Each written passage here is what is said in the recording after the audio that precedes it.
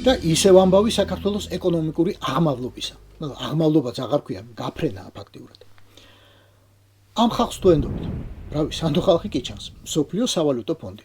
შეიყვან სახელს ჯორჯია და გაჩვენებთ აი ამ ინტერაქტიულ რუკას. უმუშევრობა მთელ მსოფლიოში. თვალი არ გატყუებთ, აი ამ საშიში ფერით აღნიშნულია ჩვენი სამშობლო. არნახულად აყვავებული და გაბწყინებული, გამდიდრებული, დალაგებული და ომს გადარჩენილი. რუკა როგორც გითხარით ინტერაქტიულია. შეგიძლიათ აამოძრავოთ. შეგიძლიათ გაადიდოთ, დააჭერთ და გეუბნებათ, რომ საქართველოში უმუშევრობა 13.9%-ია. მეზობელ სომხეთში, რომელიც ასევე წითელ სიაშია, ოდნავ ნაკლები, 13.9%.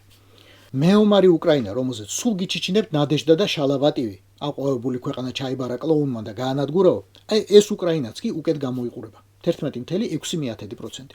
ესპანეთი 10.8%, 12.8% ჩრდილო მაკედონია, ოდნავ ნაკლები ბოსნია და ჰერცეგოვინა. მაროკო 13.1%.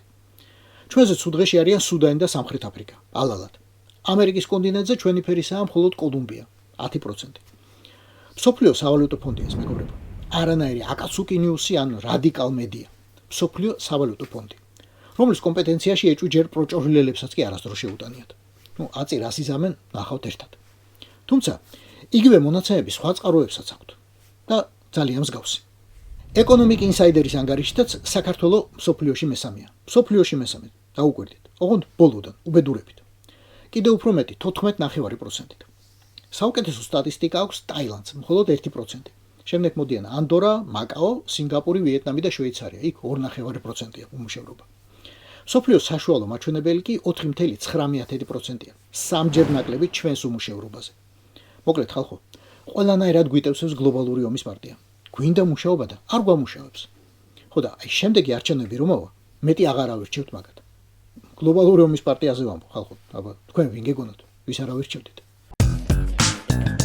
რას დავიდით? იმაზეც ვაკეთებ და იმაზე მოკლედ დროში. შეიძლება მართლაც ევროპაც გავავოცოთ. Поздравляю весь личный состав. კარგი მანევრია ძალიან.